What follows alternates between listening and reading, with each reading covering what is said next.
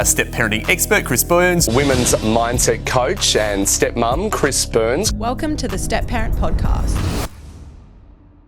Hey guys, and welcome back to the Step Parent Podcast. Today's conversation is one I have been really looking forward to.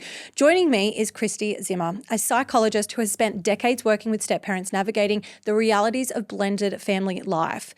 But what makes Kristy's perspective so powerful is that she isn't just clinical, and she's also a step parent herself of over 26 years.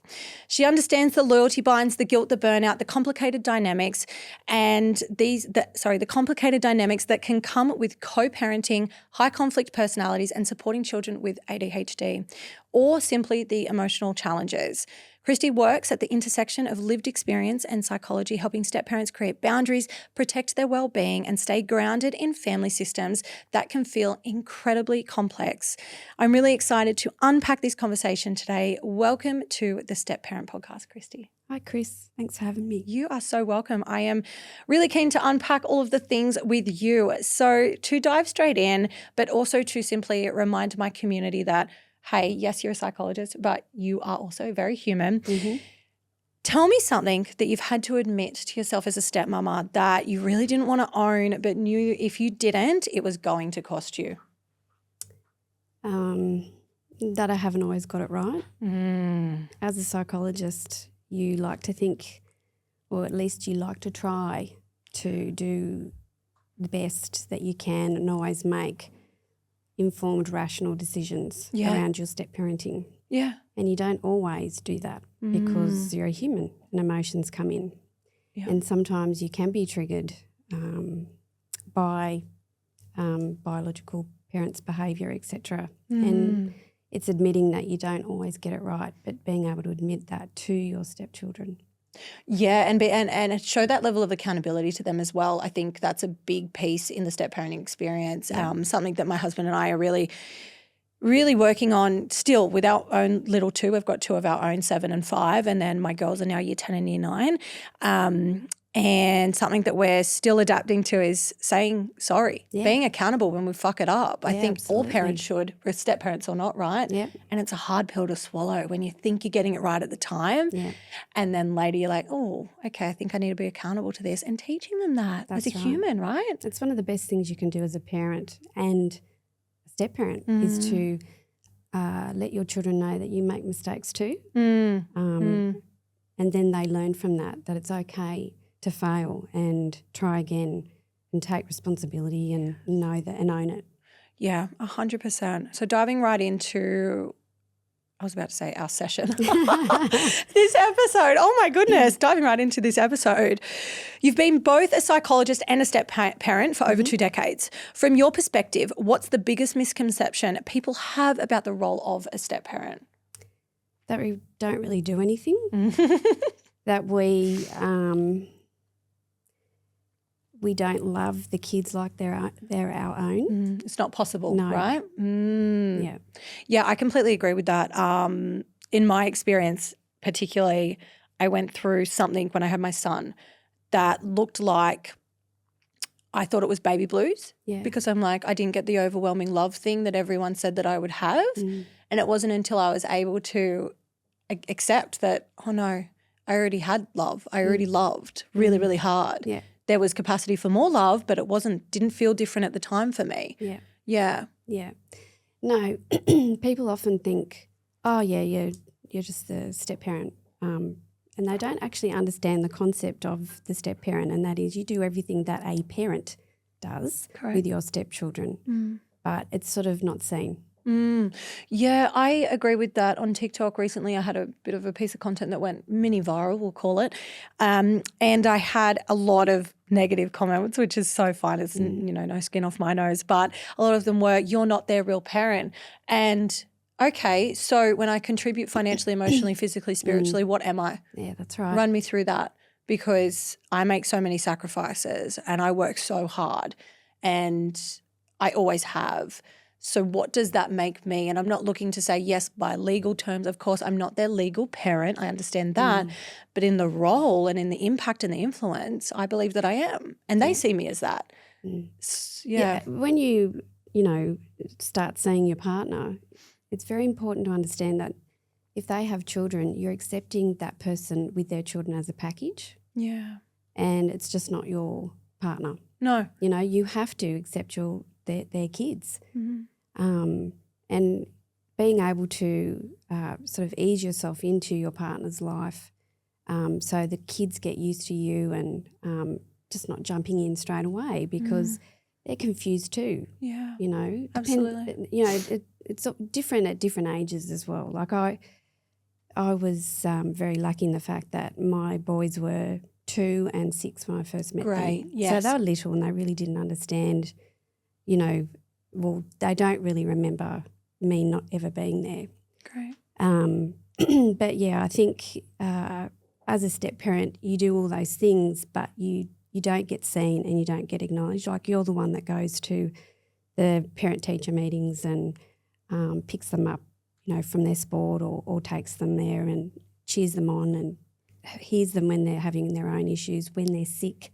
You know, you're the one that's also, along with your partner, but doing the but stuff sometimes when you're in influence as the motherhood role, right, they don't want dad when they've got gastro. Like it's been that way for years. They want me and I'm there and it's messed up that in some circumstances where it's like, fuck, I don't want to deal with this. But also they're my kid. Of course I am. No problem. Right. And it's never an issue. You do treat them like, you treat them like they're your own child. Like it's a difficult situation for them to be in, you know, having 2 homes and if there's conflict, that just adds to the stress for them. And you want it to be as seamless as possible when they come to your house and they do all the stuff that they would do at their biological mum or dad's house or whatever. Obviously each home's different in the way they go about it. Yeah, yeah. Take me back to your experience stepping into the role yourself. Were you studying at that point? Did you know that psychology was where you wanted to go? Yeah, I had finished my undergrad. Yep. And I was about to start my postgrad, but I was working full time, so I ended up halting that and doing that a little bit later. But I had my undergrad under my belt, yeah. Yeah. So you went into that with an ability to have some self-awareness and personal growth, right? Yeah. So did you find that almost, because I know in some instances for myself personally, I've been like, oh, this is a little bit harder because I'm so self-aware and I'm so across people's behaviours, thoughts and feelings and patterns that I want to almost control and run that. That's right. And that's something very important you have to remember because you can't control anyone else's behaviour, thoughts or feelings other than your own. Yeah. And if you think that you can, you're just going to burn yourself out, especially as a step parent. Yeah, absolutely. And did you find that, so 2 boys? Yeah. Yeah, took on 2 boys. And was that 50-50 split? No. It was initially every Wednesday and then every second weekend and then it became every second weekend. Okay, amazing. And are they still positively in your life at the moment or you don't have much to do with them? We do. Yep. We do. It can be stressful at times because of various factors. We do have them in our life, absolutely. Amazing. And want to have them in our life. Yeah, that's awesome. Awesome. So a lot of step parents in my community are navigating high conflict co-parenting situations when a biological parent has a very dramatic or controlling behaviour in their patterns. What does that do to the step parents psychologically and what are some strategies and systems that we can really ensure that we have in place to almost make sure that we're not losing ourselves in this process? And that's something that you can do, lose yourself. It can become your hyper-focus because it is so conflictual at times and dramatic that it's like, what's going to happen next? You know, what's going to happen with the next email? What's going to happen with the next text? What's going to happen with the drop-off and pick-up? It's very important to remember that you can only control, like I've said previously, your own thoughts, feelings and behaviour because you have no control over them. Make sure your partner is the person that deals with them directly. Obviously, there's going to be times when you have to, but if you can avoid that, make it be the partner. What does that do for the relationship when the partner's leading in that sense? Well, I think what it does is helps you to step back and support rather than be involved. Like it's between the partner and the ex-partner in regards to how things are being managed in regards to parenting and schooling and sports, etc., like that, behaviour management issues. You can have a say, obviously, when you're at home, but it's between the parents. Yeah, I really love that so much, and I think that it feels scary for a lot of women, either from their own place of insecurity, their own lack of belonging, or feeling unstable in the relationship, perhaps due to other things. But I do agree with you that the communication, once it is taken over by, say, stepmom and mum, there's no responsibility for dad or leadership from dad. And so that then projects to other areas of the home where there's a lack of leadership. So I think it is really healthy for dad and mum to talk in either way, either side of the blended family dynamic that you're on, for listeners listening. When it comes to, question for you, when it comes to, say, stepmom doesn't tolerate behaviour from mum and they've got her completely removed from their life outside of when there's social things and things like that where they need to talk, they have those conversations, and the stepmom's done this in a really healthy way. This is something that I have multiple clients that I've worked with and continue to work with that have made this decision to set a boundary like this, and the kids find out. Mummy tells the little ones that stepmom has them blocked and whatever like that. How does a step-parent, I have a client that's in this right now, how does a step-parent handle this? Well, obviously we know that what the parent is saying to the child is like that shouldn't be happening, okay, because they're involving the child in adult conversation. Yeah. So my advice to that step-parent, if the child did say something to them, would be to say, that's a grown-up conversation, darling, and thank you for asking, but that's between mummy and myself, and that's something that you don't have to worry about. Yeah, completely agree with that. And obviously you change the tone and the language depending on how old they are, but it's very important to let them know that this is something they don't have to worry about. This is between the parent and the step-parent. And I understand and like validate for them that it may be difficult for them, and you want us to be friends or whatever. I mean, obviously you don't tell them, say, oh, I want you to be friends. Sorry, that's... Yeah.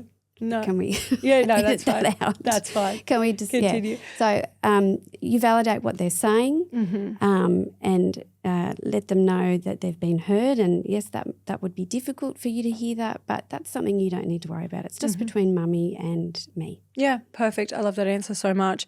Moving on to my next question. You work with families where stepchildren may have ADHD or emotional regulation challenges. Yeah. How does that layer change the dynamic for a step-parent who's already trying to find their place in a family? Yeah, it's really hard, like especially if you haven't had your own children and this is your first exposure to children, like being a parent. Yeah. And undiagnosed or unmedicated, I mean, obviously medication's a choice, but behavioural strategies, etc.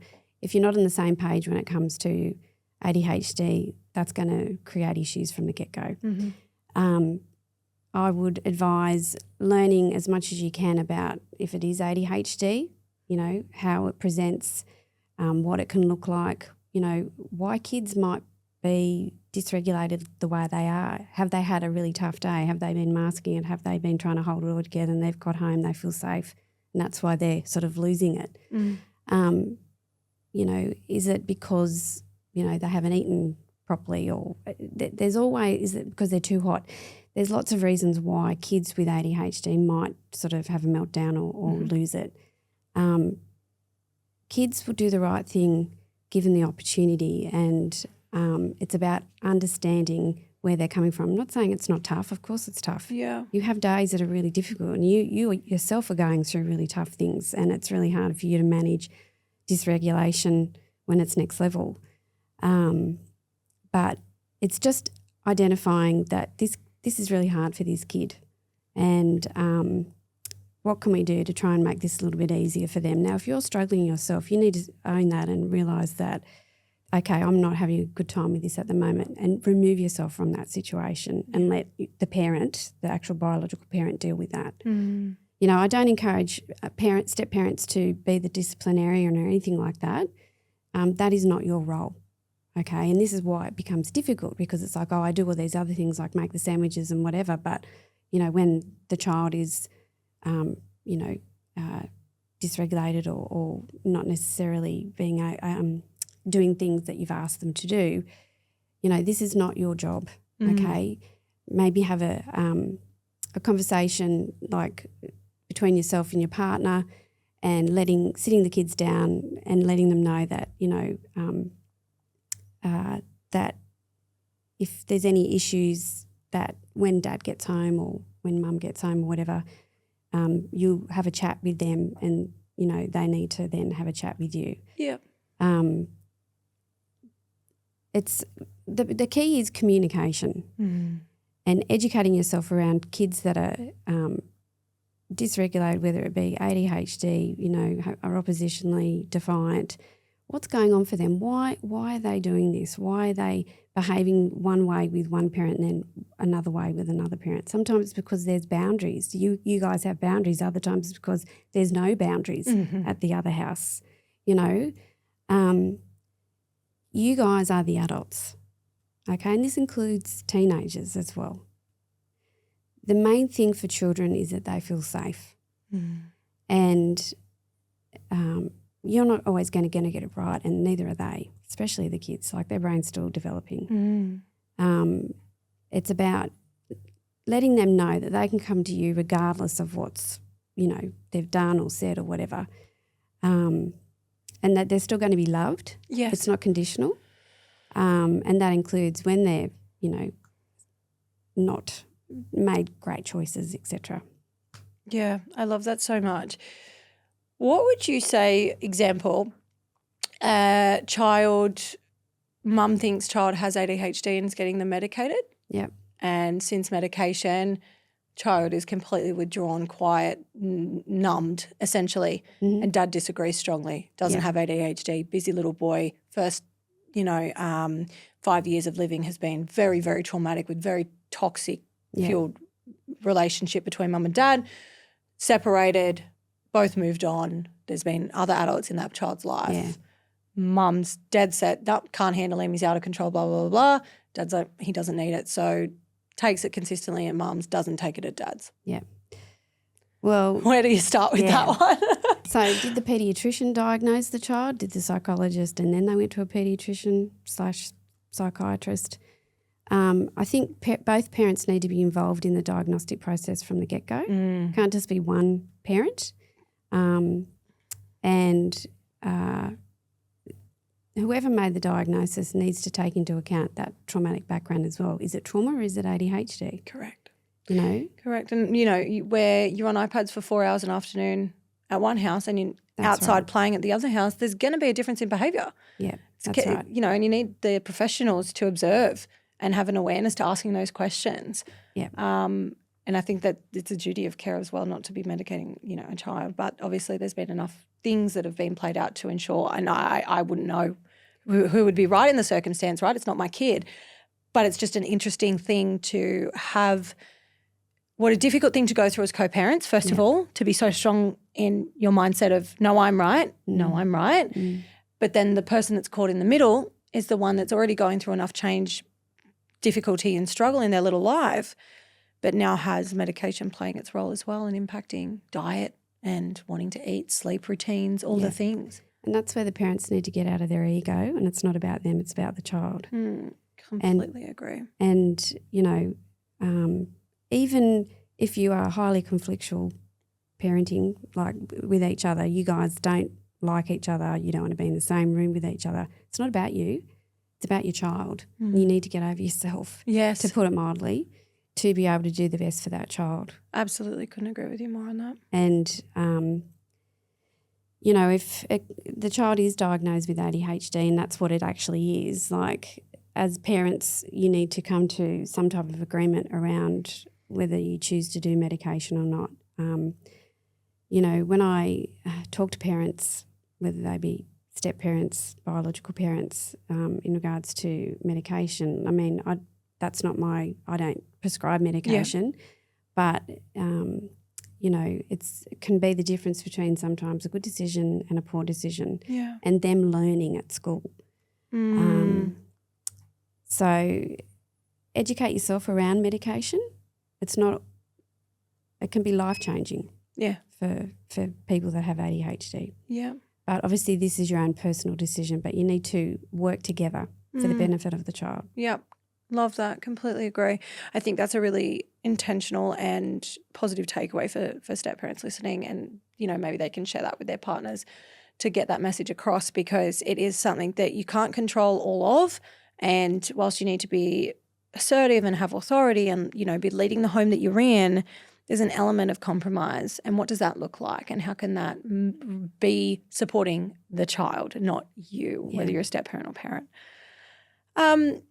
A lot of step parents struggle with the setting boundaries, and we were speaking to that a little bit earlier, because they're terrified of being labelled as the evil step parent. Yeah. What does a healthy boundary setting actually look like in a blended family? In regards to the biological parent or the kids? Both. Yeah, okay. Both.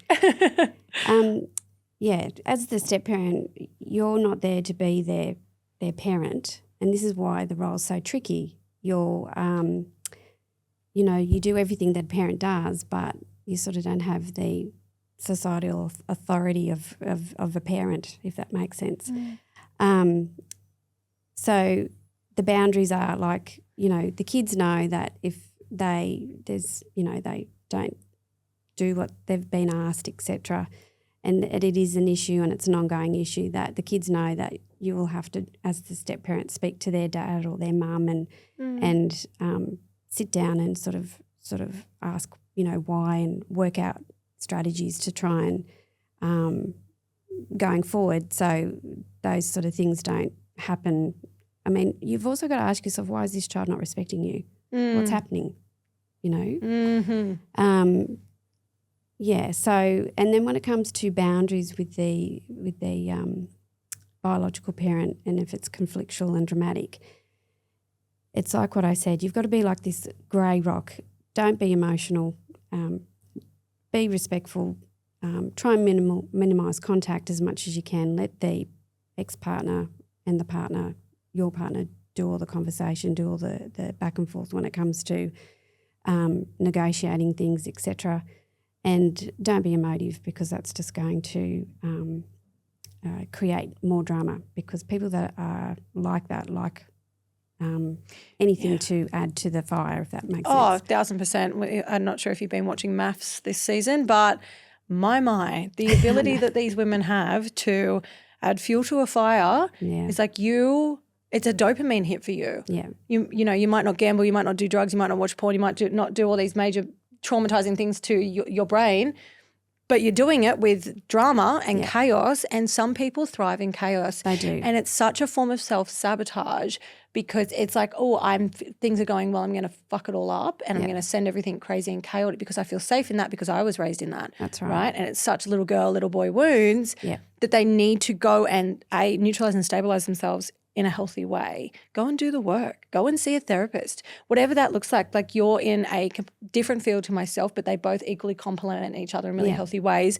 And, no gatekeeping for me ever. I always feel like if I'm not going to give you what you need, go and see someone else. Go and see a psychologist. If you don't believe that life coaches can support you with, the training I've done in neuro-linguistic programming, then go and find that person that can. I'm not the coach for everyone, but I just think if you're not doing the work, there are so many resources and people that are available to you to support you and teach you what you need to know in order to grow and be the best version of yourself and do better, because bringing chaos to co-parenting is only impacting your child's nervous system. Absolutely. And unfortunately, sometimes people don't want to take responsibility. Correct. And being a victim is part of their identity. Yes, it is. And it creates validation and that external source, and it's kind of like their worth is tied to being a victim. That's right. If I'm a victim, I'll be seen, I'll be heard, I'll be loved, I'll be liked, which I just think is just I wish more people knew to do better, to heal, to grow, to go and do the work however which way they need to in order not to pass on their generational shit and their generational stories, because quite often they have an opportunity to be the cycle breaker. Quite often it was the woman before them that raised them, let's say mums particularly, that was chaotic, was dramatic, was, had addictive behaviours or whatever they went through and projected that trauma onto them.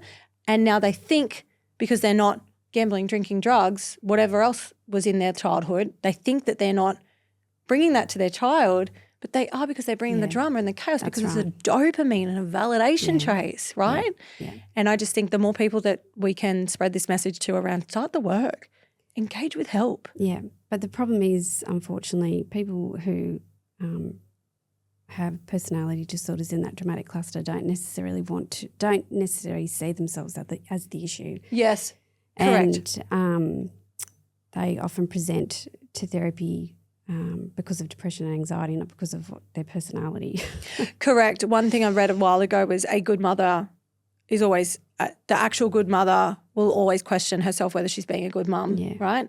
And the mum that isn't necessarily a good parent will constantly say, I'm a great mum, I'm a good parent, right? And it's so interesting that that's the dynamic that it brings forward. But I think that way about step parents as well. If you're doing a great job, you're constantly questioning yourself and you're doubting yourself. Like, am I getting this right? I want to do better. I want this and I want that. And, the ones that aren't getting it right necessarily are the ones that kind of think that they're doing a great job and not necessarily are. That's right. And it comes back to what we talked about originally, owning your stuff. You're not going to get it right all the time. You will make mistakes. You will be triggered, but it's not the child's fault, that you're being triggered. You've got to own that, and you don't always handle everything properly, but let them know that you're aware of that and you're going to try and do better next time. Yeah, absolutely. If a step parent listening to this episode feels exhausted, resentful, or like they're constantly walking on eggshells in their own home, what is one thing that you would want them to understand about their situation? It's a tough gig being a step parent. There's amazing joy in it, and it can be a real gift. It can be wonderful, but it can also be really challenging and really hard, because you do all the things that a parent does, but, not that you're seeking acknowledgement, but you don't. Quite often you'll be passed over. You can be the one that's doing everything, but they're still, kids are still going to love their biological parent because it's their biological parent. Yes, and as they should. That's right. And as they should, whether, it's not up to you to dictate what they see in them and their perspective. That's right. It's up to you to be a consistent, safe place. That's right. Yeah. And so there will be times when you are burnt out. If you're walking on eggshells, whether it be with the children, is that what you were meaning? With the kids? Walking on eggshells in the home because you're not sure where you belong. Yeah, so maybe look at some family therapy if that's what's happening for you. I'm sensing, if you're walking on eggshells, you're not necessarily feeling heard. So I think, there's nothing wrong with family therapy, especially with a blended family. Even if the step parent is, the biological parent is on board to do that as well for the benefit of the children. Yeah, for sure. But obviously, that's not always going to be the case. But even within your own family dynamic, look at family therapy and or even just couples counselling if it's not you feeling like you're not heard and you're struggling. Perfect. Thank you so much for coming on the podcast today. It's been so great to hear your thoughts and get your advice and some strategies. I think that step parents are really going to feel quite seen and heard in this conversation. For anyone that wants to connect with you or potentially reach out with you to work with you, where can they find you? I'm with New Vision Psychology, so Amazing. If you just ring the 1300 number, or you can book online, but I think, you're better off just doing the 1300 number. Yeah, perfect. And, you can book in through New Vision. Amazing. I will put that info in the show notes of today's episode. Thank you guys for listening. As always, please rate and share this episode with someone that needs to hear a conversation just like this one. This is for step parents to feel seen and heard, and also biological parents to know that there's a space they can come to do better and to learn and unlearn old patterns and behaviours. And I think this has been a really beautiful conversation. So thank you again, Kristy, for your time. Chris.